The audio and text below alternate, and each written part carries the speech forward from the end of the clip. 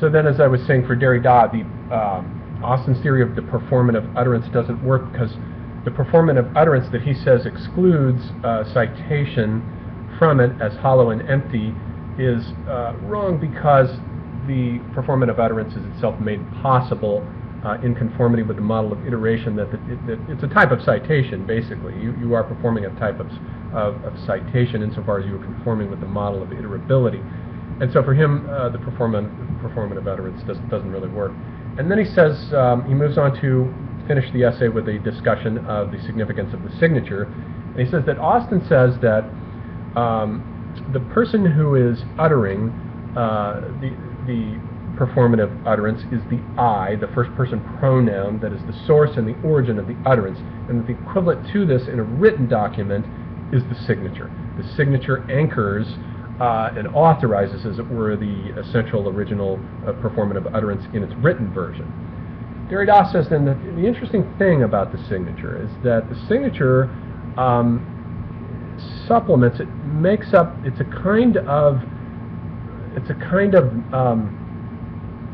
inscribed, it has a kind of nounness about it that's inscribed into it permanently from an original singular event that took place when the author signed the document or signed his name to something, and that guarantees, as it were, the authenticity of the document. But writing is, of course, based on absence. Writing is a form of absence of author, absence of addressee, and in a sense the signature is meant to supplement or compensate for this vital loss. It represents the vital living presence of the person, the author, who originated the utterance, and it therefore authorizes it. But it's at odds with the fact that it indicates a kind of permanent nounness, and it guarantees a kind of future presence of the possibility of the reproducibility of the signature as guaranteeing authority and validity to the document that has been signed. So the signature is a bit of an antinomy for Derrida, and he ends the paper actually by signing it ironically with his own name.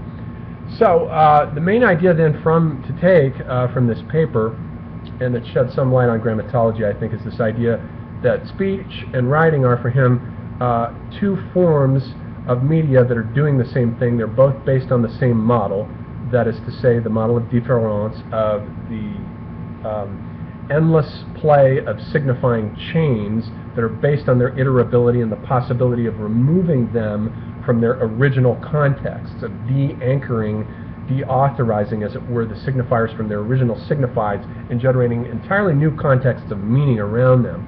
And that basically there's no difference between speech and writing in this sense. I think there is a difference, and it's a big one, and it's a fundamental one that I think Derrida misses. But I do think that it's interesting to contrast his theory of writing and the oral tradition of speech with McLuhan. So it's worth considering.